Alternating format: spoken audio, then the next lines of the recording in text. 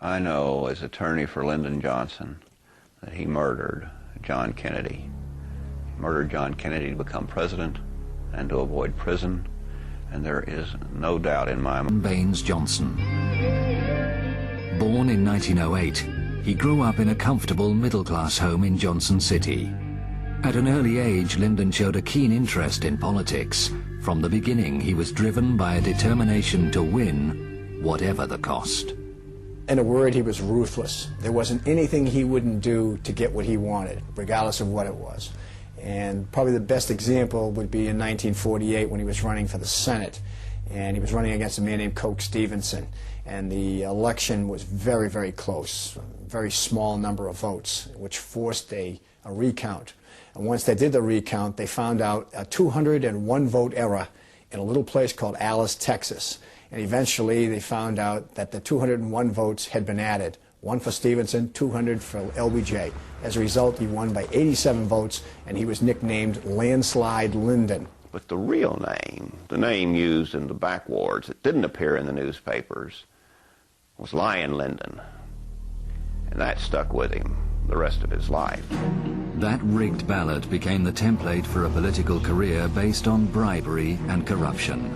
The full extent of Johnson's criminal activity only began to unravel 11 years after his death.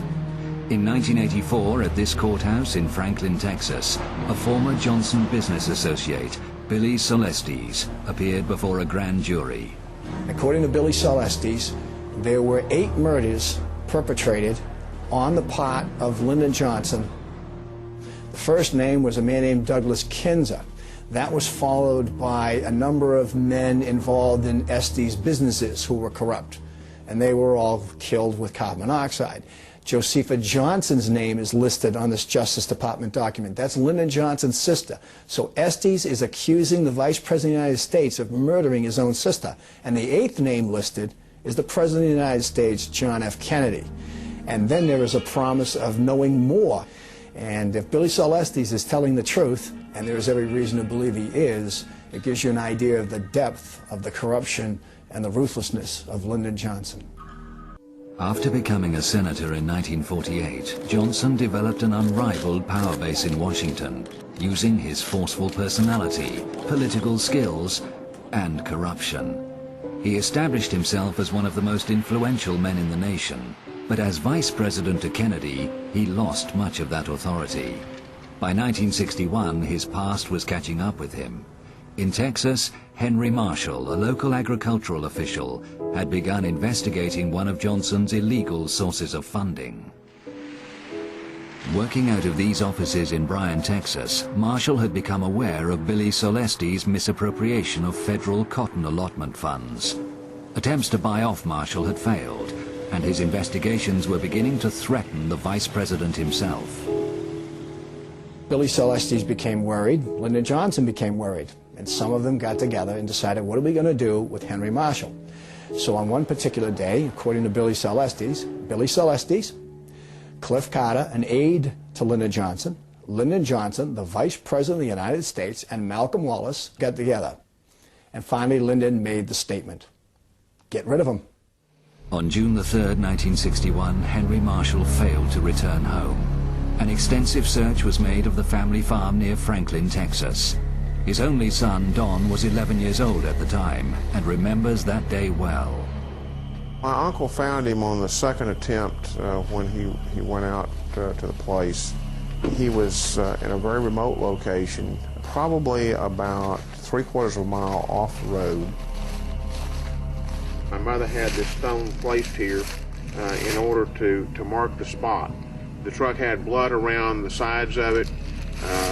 The side on the passenger side had a dent in the fender behind the passenger door, and that's apparently where my father's head was knocked into the side of the truck, and he had his eye damaged at that point.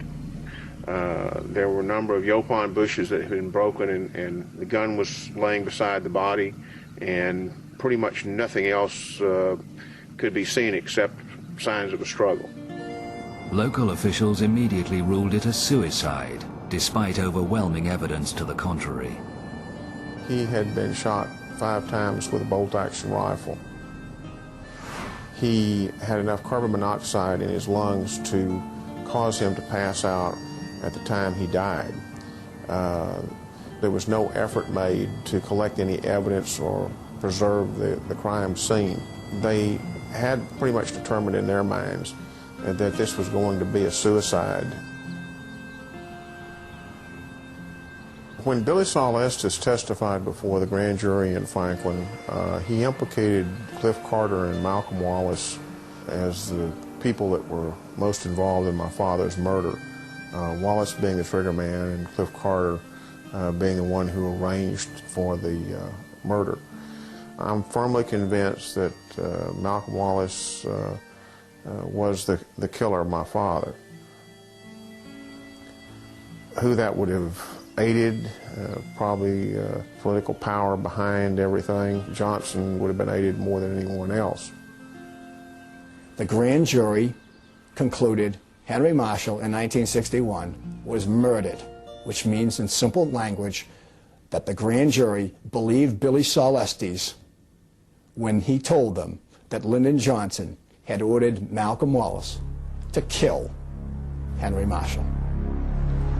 But Johnson's dark dealings were not confined to Texas. In late summer 1963, one of his long-term partners in crime was about to be exposed for corruption by a Senate investigation.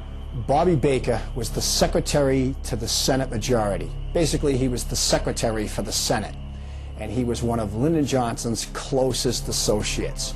And everything that Lyndon Johnson wanted to perpetrate, he had Bobby's help. Essentially, if somebody wanted to get a military contract and they wanted influence of Lyndon Johnson to help them, they had to pay off Bobby Baker, who would then pay off Lyndon Johnson. It's the world of bribes. Bobby Baker was involved in a call girl service. He was involved in real estate scams. He was involved in dealings with organized crime. He was in dealings with oil men, particularly Clint Murkison, an oil millionaire from Texas. So as a result of all this, Bobby Baker was in big trouble. And with a little bit of inspiration on the part of the Kennedys that they could get Bobby Baker to talk, Lyndon was all done. Lyndon Baines Johnson, if Robert Kennedy had his way, would not only not be on the 1964 ticket as the vice presidential candidate, but he would go to jail for the corruption that he was involved with. Although Johnson faced political extinction at the hands of the Kennedys, he had powerful allies with their own agendas that threatened the president, as researcher Gregory Burnham explains. And people would think that he had no enemies. He was so popular. He smiled. He appeared happy. Everyone loved him worldwide. But what people don't seem to understand is behind the scenes, he was making changes, and he was making them decisively, and he was taking some very, very daring steps. He was committed to pull out of Vietnam. By October, he had signed a document, an SAM 263, to that effect. 1,000 troops home by Christmas, and all personnel out of Vietnam by 1965. But that wasn't very good for the military-industrial complex. His abolishing the Central Intelligence Agency, pulling their teeth, holding them to task, back to why they were originally created by Truman. Their original mandate by law is only to coordinate intelligence, not to create the Bay of Pigs. NSAM 55 told the chairman of the Joint Chiefs of Staff that the CIA no longer can do that, and any military operation has to come directly from them to the president, period. That kind of a document really causes problems. Texas was home to Kennedy's most dangerous opponents. Oil millionaires and billionaires in Texas were petrified of one major factor that John F. Kennedy was considering, cutting the oil depletion allowance. And there was no way they were going to allow that.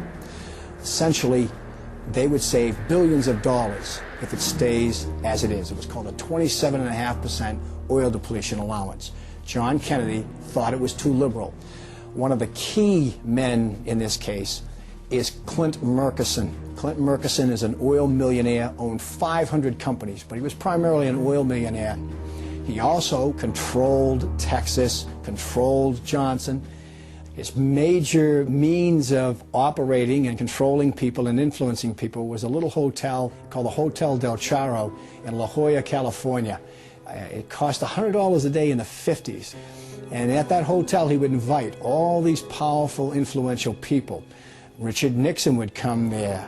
Key lieutenants of Carlos Marcello, the head of the mafia in New Orleans, used to vacation there. J. Edgar Hoover, the head of the FBI, used to vacation there. Free. Every summer for 10 summers. Free. Another Johnson man with close ties to Murchison was a wealthy Texan called D.H. Byrd. D.H. Byrd was an underboss for Murchison. He was a Del Charro regular.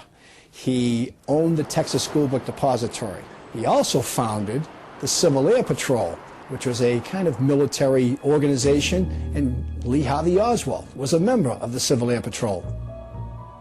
Another associate of Murchison at the time is Bobby Baker. Bobby Baker's in trouble with the scandals, and he was in all kinds of business deals with Murchison, and many of them were illegal.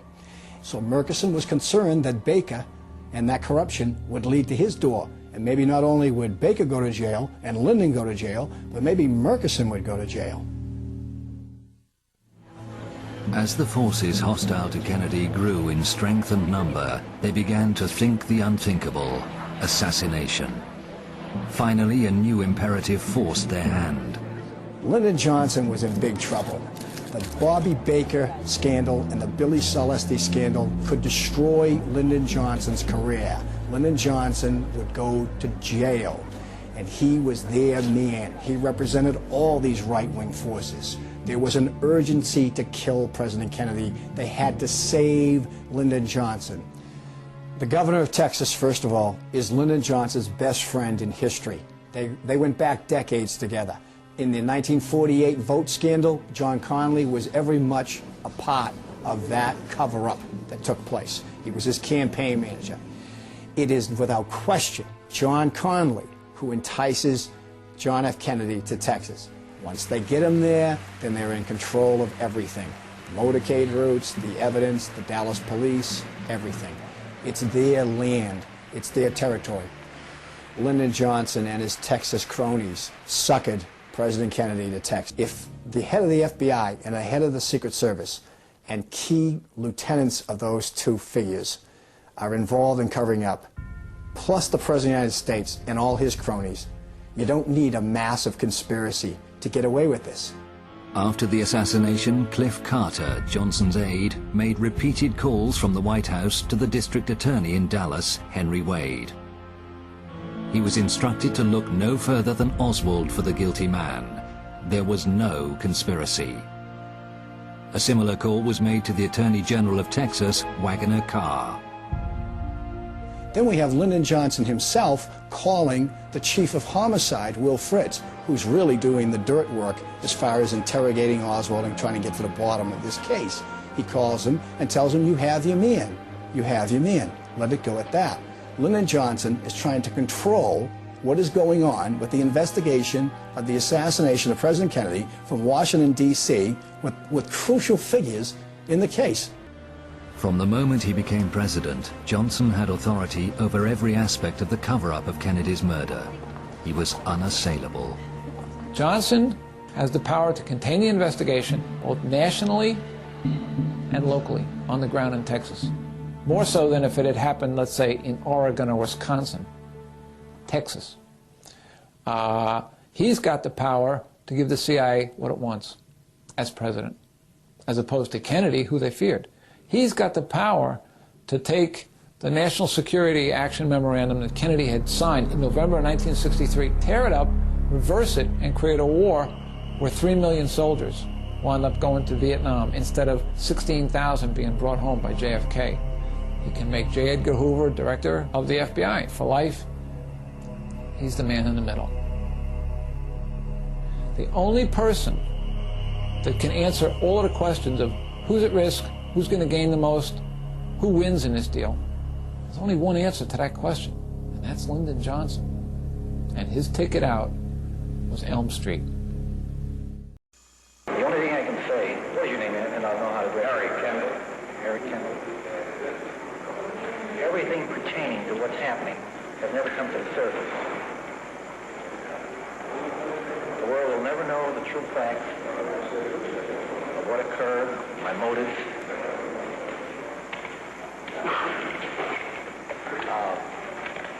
In other words,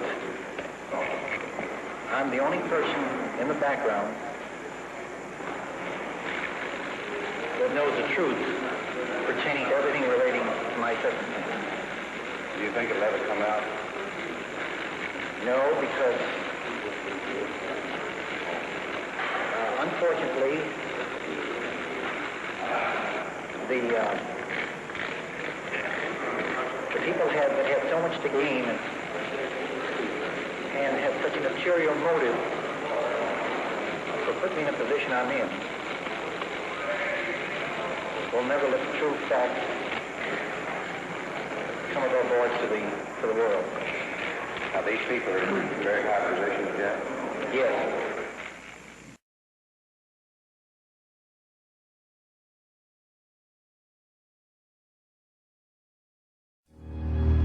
One of the most compelling pieces of evidence linking Johnson with the assassination is through his henchman Malcolm Wallace, the convicted killer of Douglas Kinzer. In the hours following the assassination, on the 6th floor of the Texas School Book Depository building by the southeast corner window, the Dallas police discovered an unidentified fingerprint. The fingerprint is the ultimate part of the Mac Wallace story. The FBI fingerprinted every Texas School Book Depository employee, including the women employees that worked downstairs, never handled the boxes. They fingerprinted every Dallas officer that was in the sniper's nest so that they could remove those fingerprints from consideration. At the end of the day, you have one fingerprint remaining. It sits in the National Archives for 35 years, until 1998. An investigator takes it to a highly qualified, certified latent print examiner, a CLPE, along with a redacted fingerprint card from Mac Wallace from the 1951 murder of John Douglas Kinzer. And he said, here's a print card. Do you see anything?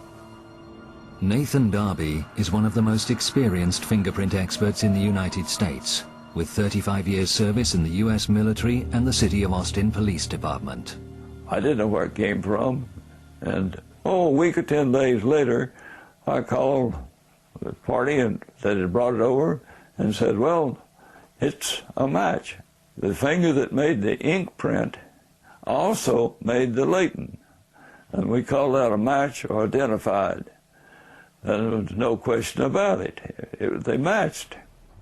3 years later, Nathan Darby readdressed the same evidence and reconfirmed his original findings. When he was done, he had a 34-point match.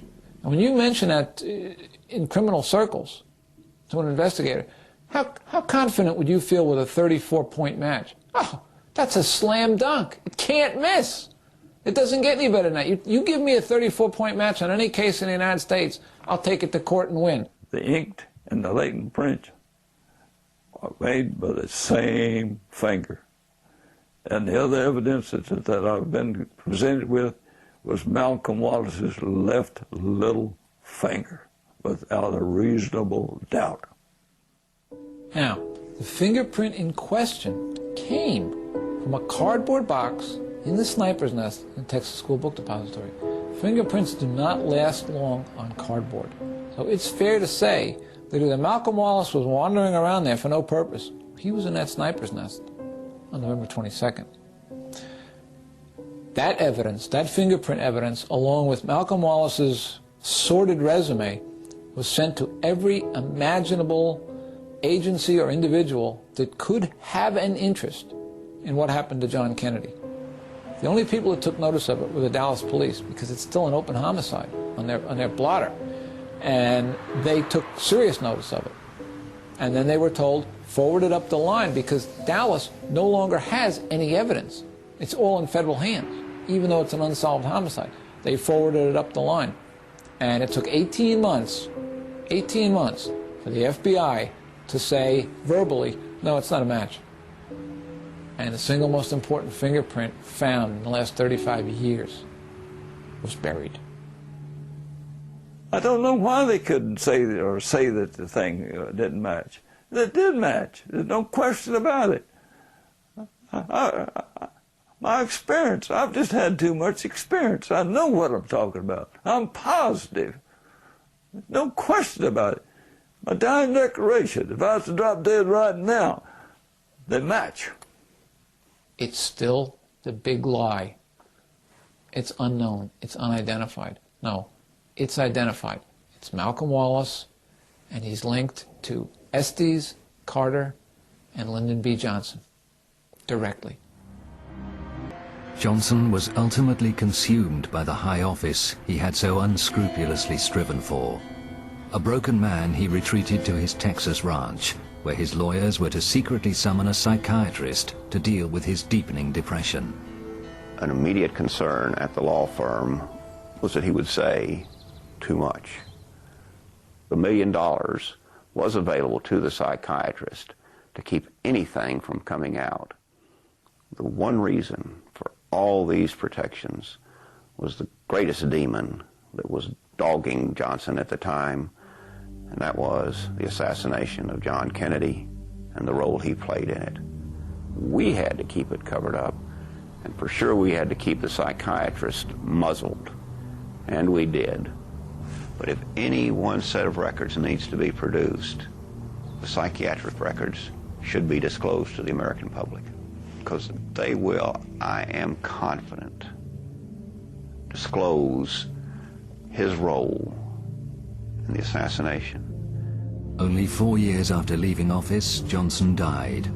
But there are those living who are still afraid to come forward to tell what they know about the guilty men. People are afraid of him dead. He's been dead since 1973, and his shadow still casts fear in this country, especially in Texas. Undaunted, across the nation, the questioning voice of the American people will not be silenced. An overwhelming majority refuse to accept their government's version of what happened in Dallas on November the 22nd, 1963. There's no statute of limitations on murder. If they're still continuing to cover it up in 20 more years, that's obstruction of justice. It's a conspiracy. The men who killed Kennedy don't end with the people who pulled triggers. It should be important to all of us that we get to the bottom of this. Just as John Kennedy's car took an incredible turn when it went onto Elm Street, 300 feet later, our form of government, our way of life, our way of respecting our government, our way of being respected by our government, took that same kind of bizarre wide turn, and we haven't gotten back on the straight and narrow yet. The Kennedy assassination was the end of faith in government. And so it's up to the little man to fight the odds. Davy Crockett, Sisyphus pushing his rock. Someone has to keep fighting the odds. And even though you know the chances are that you're never going to get a resolution to what you're fighting for, you have to fight for it anyway. Just the principle of justice. Just the principles of American democracy. Don't give up. Keep fighting.